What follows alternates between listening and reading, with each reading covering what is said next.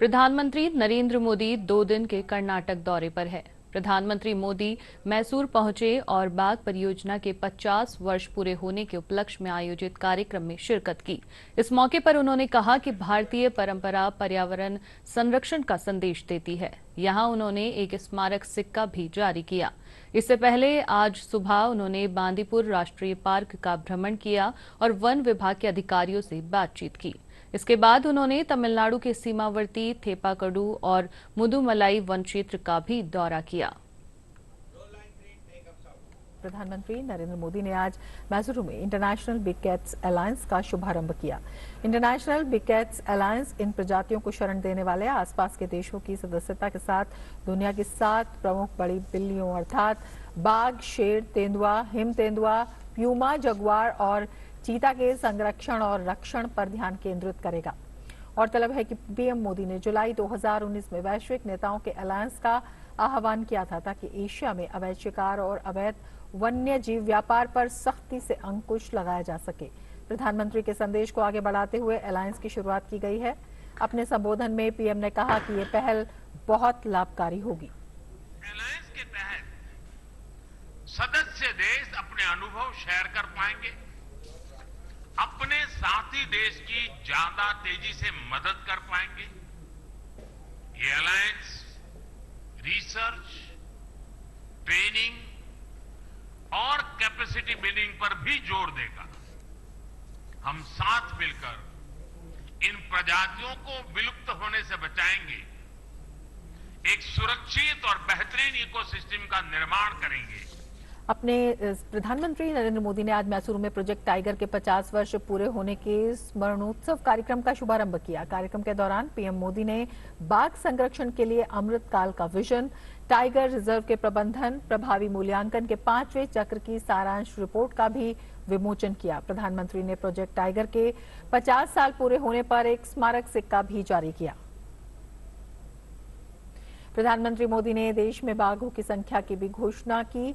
PM द्वारा जारी आंकड़ों के अनुसार देश में बाघों की संख्या अब 3167 हो गई है।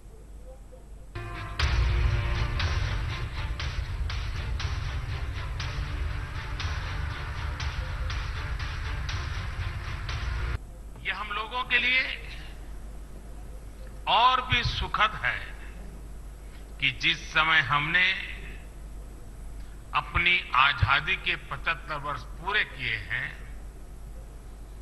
उसी समय दुनिया की करीब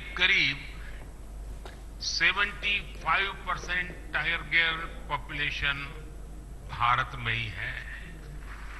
ये भी संयोग है कि भारत में टाइगर रिजर्व भी 75,000 वर्ग किलोमीटर का और बीते 10-12 वर्षों में टाइगर पॉपुलेशन भी 75% बढ़ी है। हमारे यहां अनेक जनजातियों में टाइगर को अपना बंधु माना जाता है, भाई माना जाता है और टाइगर मां दुर्गा और भगवान अयप्पा का वाहन तो है ही।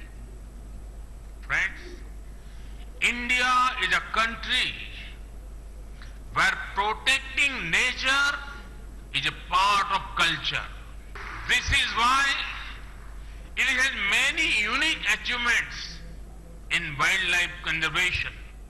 प्रधानमंत्री नरेंद्र मोदी ने आज सुबह बांदीपुर टाइगर रिजर्व का दौरा किया। पीएम मोदी ने संरक्षण गतिविधियों में शामिल फ्रंटलाइन फील्ड स्टाफ और स्वयं सहायता समूहों के साथ बातचीत भी की।